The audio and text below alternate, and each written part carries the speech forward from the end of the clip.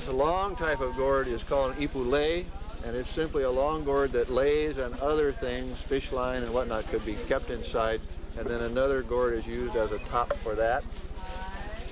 Let me set that over there. This one is approaching a type of gourd that the Hawaiians call the ipu nui, meaning great gourd or big gourd, and they had huge ones. I mean, the biggest one I've seen was 30 inches in diameter. It's in a museum in Maui. This one's only 14.5 inches, so you can imagine what the really big ones were like. But they commonly had gourds 19 or 20 inches in diameter to store their good materials, their foodstuffs, to keep things dry, to store things in the houses, and so on.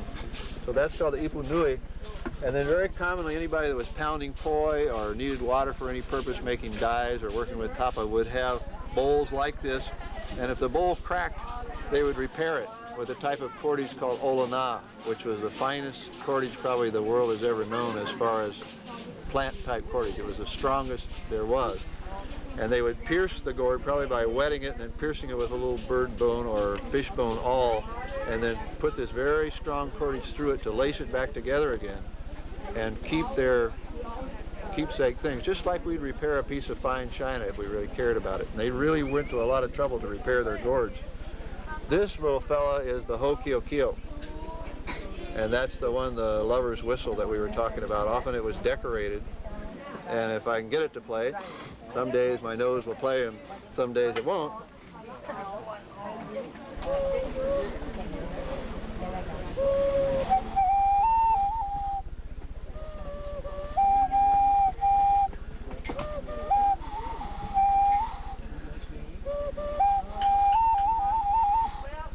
My nose is only working a little bit today. But this is what the lovers would call to each other at night. It has a very soft tone, and it was a popular thing in old Hawaii. These gourds, this by the way is for enemas. That was an important part of Hawaiian medicine. And these gourds over here are called ipu pawehe. Pawehe means decorative design that's geometric. Particularly famous from Niihau and Kauai.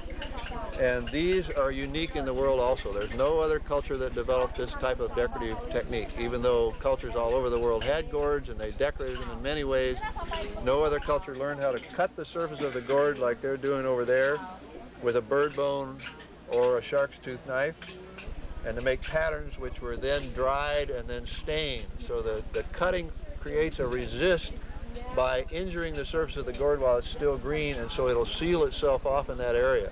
And then later when you dye it, the dye will only go through in the areas where you didn't cut.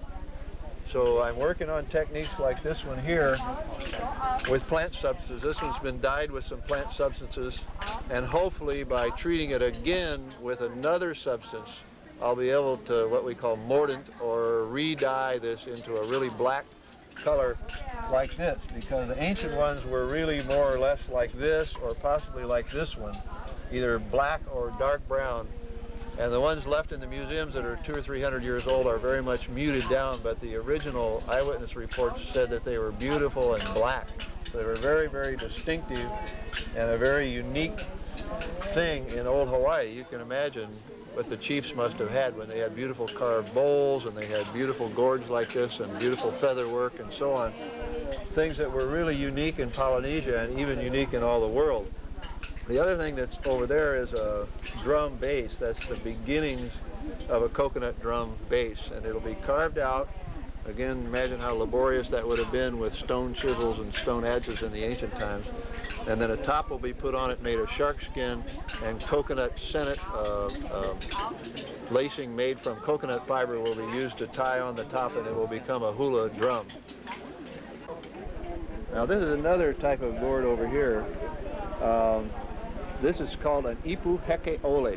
And ipu means gourd, heke means top, ole means without. So it's a hula gourd without a top, which would kind of suggest that they originally started off having gourds with tops and then they cut them down and formed this type. But this is a musical instrument, as many people would know. It's used in hula to accompany the hula just by cutting off the top of a figure-8 gourd. So it's really a simple kind of instrument, but it makes a good sound. Over here is another kind of gourd, and this was an unusual type that the Hawaiians developed to fit in a canoe. It's called the olovai.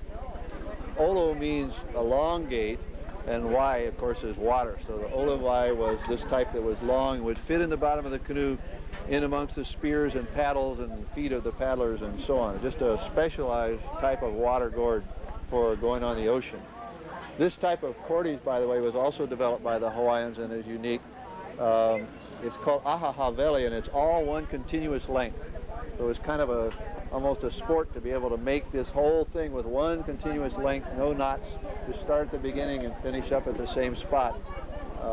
And as far as I know, although other cultures made containers for their gourds, nobody but the Hawaiians had that particular advancement in tying that.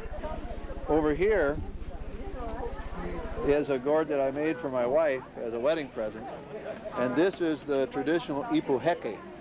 Ipu being gourd, heke being top, so it's two gourds fitted together.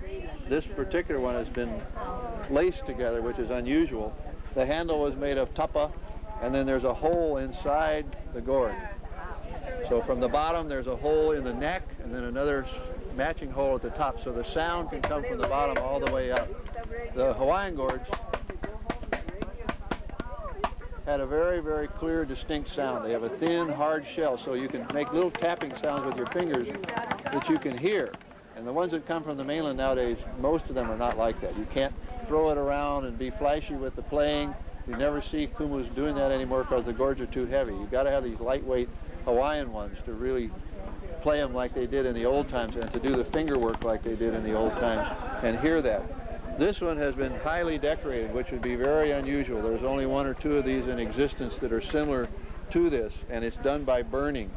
It's very difficult, very time-consuming. It took 25 hours with a modern electrical tool to do this, and you can imagine what it would have taken with hot nails around the campfire or burning pieces of wood in the ancient times to make such a thing. So, to go over a little bit about working with the gourds, I was in hula. I kind of lamented that we didn't have any Hawaiian gourds anymore. One of my hula brothers came in with a gourd one day, and so I knew there were still a few around. And I started asking people that I knew here on the Big Island if they could find me some seeds. Finally got a couple of seeds, and one of them turned out to be the huevai, the traditional water gourd. And that was where I got the idea to decorate the gourds, which was a lost art. It was last done probably about 150 years ago. There have been a few people dabble in it a bit since then with some success, but it never was really rediscovered as an art, and it supposedly was a lost art. It's, again, unique in Hawaii. So I had the challenge, which I like, of trying to find the seeds of the Hawaiian gourds, which are almost extinct, recognize those from the mainland ones, because so many have been brought in, and I think I can do that now, and try to learn how to grow the gourds with no help from anywhere. All the advice I got was wrong. It just seemed that nobody knew how to grow the Hawaiian gourds anymore. So I had to learn to grow the gourds, crossbreed, trying to get different varieties, which was another challenge. Try to learn how to finish them, scrape them to get beautiful smooth shells and so on, and how to learn to make the ipu hekes, because nowadays most of the time they just cut the top off of one, cut a hole in the other one, and glue them together, and that's it. And the ancient ones were made much better than that. They were probably baked in an emu to harden them. They were coated, I think, in a laya, a red type of earth, to make them red for one reason or another. The tapa handles were carefully placed in the shell rather than tied around the neck, and they were a much better instrument than what we see today. So that was another challenge.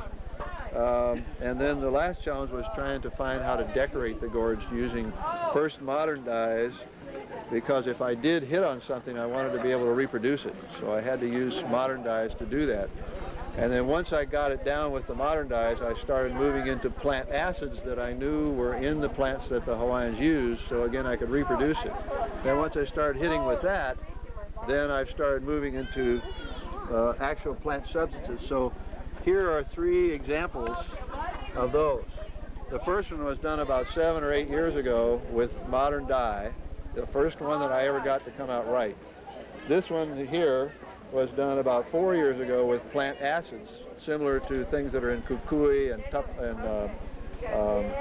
taro. And then this one was done several weeks ago purely with plant substances. And it was done in a rapid technique, which I hope to perfect, because these take me 3 or 4 months at least to make.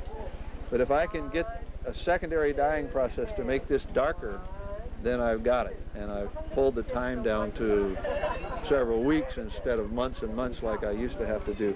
So I'm close. This is close, but not quite there yet. At least I've got the pattern. And I'm convinced that we can do it and that that lost art can be resurrected.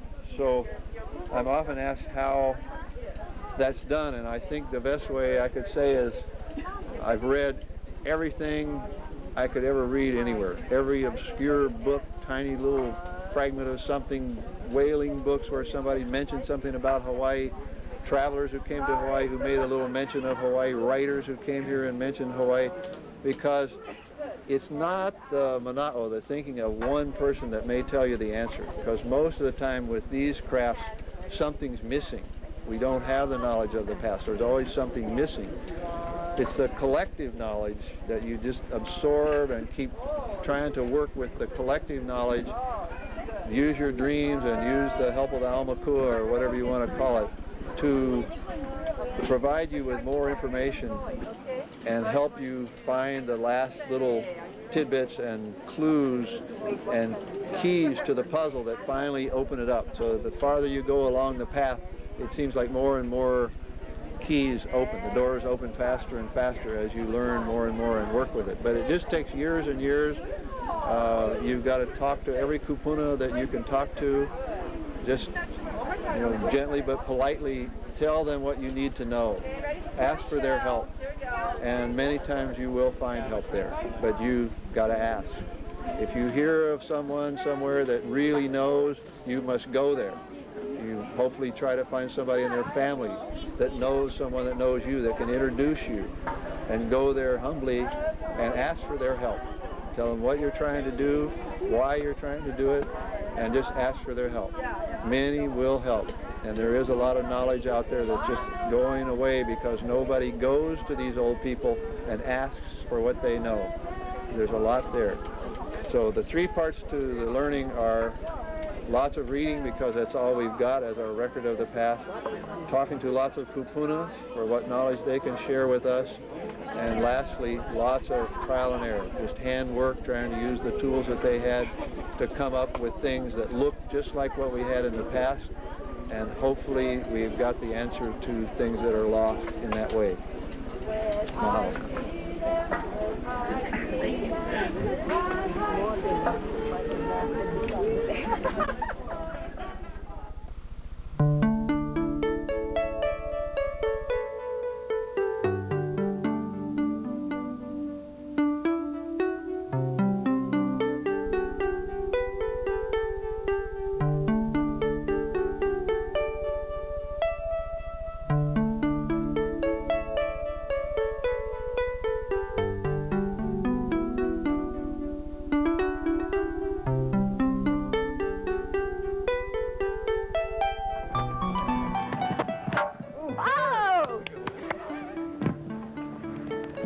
Something wrong with my